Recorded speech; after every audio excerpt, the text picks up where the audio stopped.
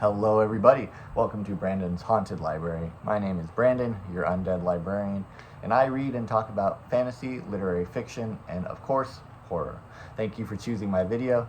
Today we're going to be doing a video that I've been excited to do for a long time, a ranking of my top 10 favorite Stephen King books. Now before we jump in, I need to make something very clear. This list is only my opinion, and it's totally fine if you have an opinion different to mine. I know King's fans are passionate, and I also know that some of his famous and most beloved works, like It, 11/22/63, and the Dark Tower series, aren't on my list. And this is because I haven't read them yet. They are on my radar, and maybe down the line I'll do an updated version of this ranking. But today we're focusing on King novels that I have read, the ones that really got under my skin and stayed in my memory. It's so hard to rank them, and I'm sure that my order is subject to change in the future. With that out of the way, let's get into it, starting at number 10 and working our way up to number 1, my favorite Stephen King novels of all time. Kicking things off with number 10, Cujo. This one is deceptively simple in concept, but absolutely incredible in execution. It's about a friendly St. Bernard dog named Cujo that contracts rabies, which turns him into an absolutely terrifying killing machine, terrorizing a small town.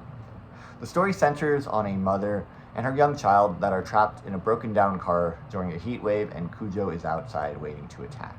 While Stephen King is a master of supernatural horror, what I love about Cujo is how grounded it is as a raw survival horror story.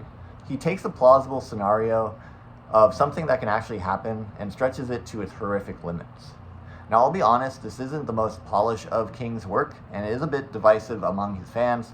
Some thinks it meanders too much on family drama instead of the central conflict. But I actually enjoy these elements, and regardless, the central story of the mother and the son in the sweltering car is unforgettable. It's tense, claustrophobic, and honestly one of King's bleakest novels. For me, Cujo earns its spot in my top 10 and shows King at some of his most ruthless. At number 9, I've got Gerald's Game. Now this one is another book that fans either love or hate, because it's so different from the sprawling cast of character horror that King is often known and loved for. Most of this entire novel takes place in a single room, where our protagonist Jessie finds herself handcuffed to the bed after an attempt to spice up her and her husband's sex life goes horribly wrong.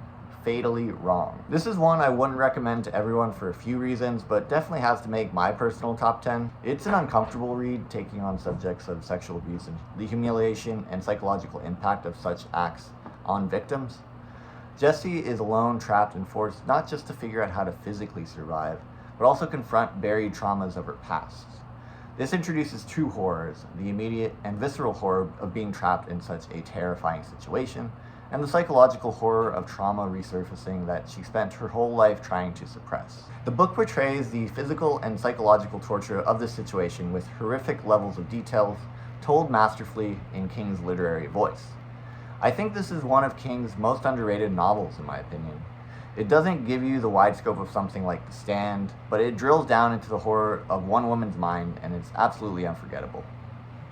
Coming in at number 8 is The Long Walk, which King originally published under his pseudonym Richard Bachman. This novel, which was recently adapted into a pretty incredible film, is part dystopian, part survival horror. I guess I have a bit of a theme with these first few on my list. The premise is simple: 100 boys must keep walking at a steady pace. If they slow down too much, they get a warning, and after 3 warnings, they are shot dead on the spot. The last boy left walking, the last one alive, wins anything they want. What makes this book so compelling is how minimal the setup is, and yet how much tension and character development King delivers with it. The walk itself is grueling, and as the miles drag on, you watch the boys form friendships and confront the inevitability of their own deaths as they slowly break down physically and mentally. This book sticks with me because it's so bleak. There's no way for a happy ending here, no escape, just the inevitability of death. It's King at some of his most stripped down and existential, and I absolutely love it. And at number 7, Moon, that spells The Stand, which many fans consider to be King's magnum opus. Now I'll admit my placement of this book might surprise some people. For a lot of folk, this is the Stephen King novel, the sprawling epic that defines his career, and while I really admire it, for me personally it sits lower on the list for a couple of reasons. The Stand tells the story of a super flu called Captain Trips that wipes out most of humanity. as the survivors struggle to rebuild society. These survivors begin having strangely similar dreams involving a villainous character named Randall Flagg, and an angelic one named Mother Abigail. The survivors collectively migrate, with the forces of good rallying around Mother Abigail in Colorado and the forces of evil around Randall Flagg in Las Vegas. And what I admire most here is the sheer scope. This is King going full epic, weaving together dozens of characters, biblical themes of good and evil, and the sense of a world irreversibly changed. There are countless moments of brilliance, the haunting opening sequence with the flu spreading, the ragtag survivors, slowly coming together, that eerie sense of doom as Flagg gathers power.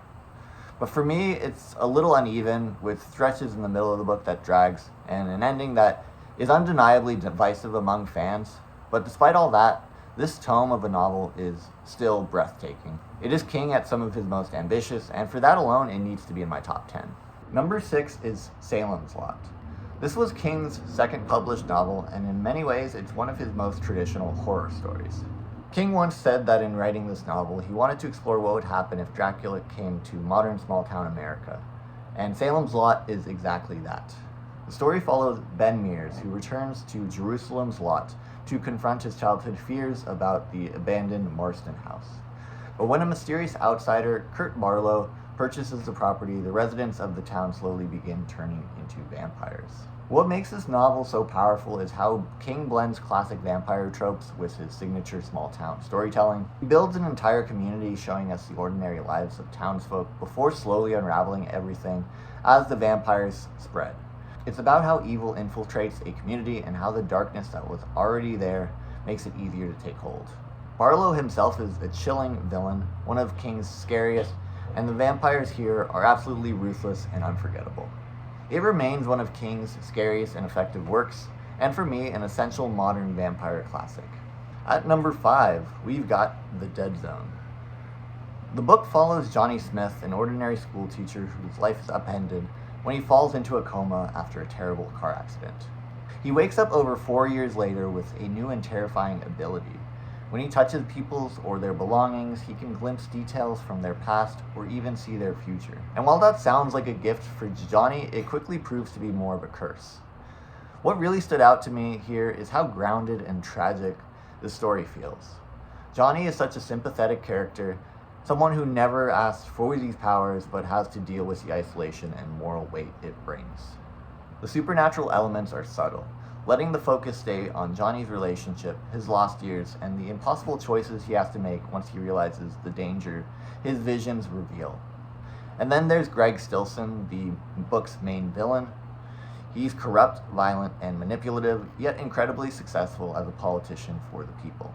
Rereading this in the 2020s, it's impossible not to see eerie parallels to our own political and cultural climate, with sensationalist media, conspiratorial thinking, and the way fear and anger can be exploited. That layer makes the novel feel strangely timely, despite being over 40 years old. What ultimately makes The Dead Zone stand out to me is how seamlessly King weaves together elements of horror, political thriller, and personal tragedy. That combination of intimate character drama and larger, almost apocalyptic stakes is what gives the novel its staying power, and why I rank it among some of King's best. At number 4 is The Green Mile, one of the most moving and emotionally devastating books I've read from Stephen King. Set on death row in a southern prison during the 1930s, the story is told through the eyes of Paul Edgecombe, a guard who oversees the inmates as they await their executions. In this book, we see both the cruelty and the compassion that can exist in such a bleak place. What makes this novel unforgettable, though, is the arrival of John Coffey, a black man wrongfully accused of a crime he did not commit, who also happens to possess a miraculous gift. The heart of this book is its characters, flawed, sometimes cruel, sometimes kind, and the heartbreaking situations they find themselves in. Paul is a great narrator, in some ways a stand-in for the reader, who is trying to make sense of a world that often feels unfair and brutal. Coffey, meanwhile, is one of the most heartbreaking characters King has ever created, embodying both immense power and profound vulnerability. With his character, I do want to take a brief moment to address the magical Negro trope critique that is often brought on this book, as well as other books from King like The Shining and The Stand. And I think it's a valid critique, as it can flatten a black character to have them exist mainly to guide or redeem white characters through supernatural abilities. That said, King writes Coffee with such tenderness and makes him a sympathetic character whose suffering is central to the novel's impact. He's a representation of the injustice of black men who are wrongfully accused or wrongfully perceived as violent. Real people were murdered by the state under these circumstances. There's an incredible video essay from Princess Weeks on this trope in King's writing that I highly recommend you check out if you want to dissect this idea further. But for me, The Green Mile is just an incredible proof that King is so much more than a horror writer. It's tender, tragic, and unforgettable, and it stands out as one of King's most powerful works. Coming in at number 3, Pet Sematary. This is often cited by King himself as the scariest book he's ever written, and I have to agree. This is the first book of his I ever read early in my high school years, and that first read was one of the most unsettling reading experiences I've ever had. The story follows the Creed family, who move into a new house near a busy highway and a pet cemetery not far from their house. Local lore says that animals buried there come back to life, but sometimes dead is better because the place has its own evil purpose. What makes the book so disturbing and memorable is not just the supernatural element, but rather how personal the story feels. King wrote this while raising young children himself, and you can see that sense of fear of parental loss running through every page. These supernatural horrors are terrifying, yes, but it's the emotional horror, the grief, the desperation, the inability to let go that really makes this one of my favorite King novels. The final act is one of the bleakest endings in King's catalog, but it's also exactly what makes the work so powerful.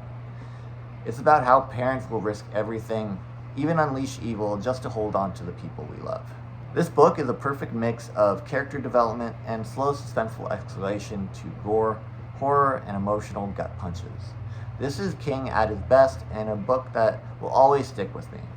At number 2 is The Shining, one of Stephen King's most enduring and iconic works. Even if you've never read it or seen the movie, you probably know the story. A family spending the winter in a remote hotel, cut off from the world as isolation and supernatural forces slowly drive the father to madness. The Overlook Hotel is one of King's greatest creations, a haunting backdrop for cabin fever.